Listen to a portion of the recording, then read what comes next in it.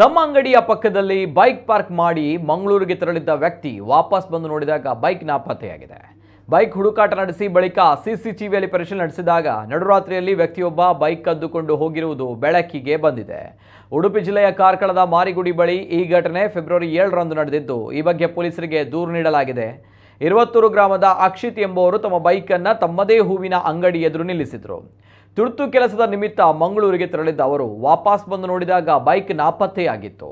ಕಳ್ಳನೊಬ್ಬ ಬೈಕ್ನ ವೈರಿಂಗ್ ತಪ್ಪಿಸಿ ಇಗ್ನಿಷಿಯನ್ ಡೈರೆಕ್ಟ್ ಮಾಡಿ ಬೈಕ್ ಎಗರಿಸಿ ಪರಾರಿಯಾಗಿದ್ದಾನೆ.